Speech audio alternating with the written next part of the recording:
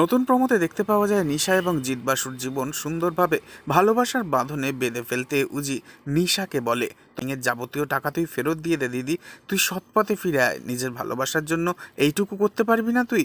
এরপরই দেখা যায় উজির কথায় বিশ্বাস করে নিজের যাবতীয় বাস্কভর্তি 2 নম্বরই টাকা গয়না সবকিছু পুলিশের হাতে তুলে দেয় নিশা, আর নিজের জীবনটা নতুন করে আবারও শুরু করার সিদ্ধান্ত নেয়।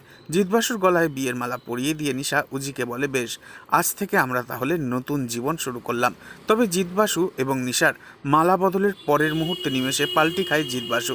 জিৎবাসু বলে, আই এম সরি, আমার কাছে ভালোবাসার থেকে আমার নৈতিক দায়িত্বটা সবার আগে। এরপরই দেখা যায় গোটা পুলিশ টিম অনুষ্ঠানের জায়গায় এসে নিশাকে অ্যারেস্ট করে। এ দেখে তো চমকে ওঠে উজি আর নিশা। উজি জিৎবাসুকে বলে, আপনি এটা কি করলেন স্যার?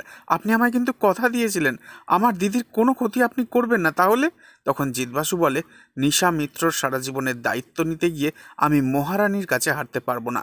এ সমস্ত কথা শুনে নিশা খুব রেগে যায়। নিশাকে হাতে হাত করা পরিয়ে পুলিশ তুলে নিয়ে যায় থানায়। তবে যাওয়ার আগে নিশা উজিকে বলে, পুলিশ হতে গিয়ে বিভীষণ হয়ে গেলি তো উজি?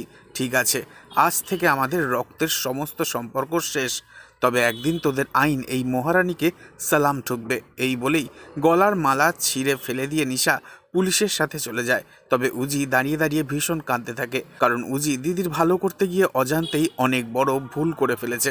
তবে কিভাবে মিটবে এই ভুল বোঝাবুঝি? নেক্সট আপডেট জানতে অবশ্যই সাবস্ক্রাইব করে রাখবেন। ধন্যবাদ।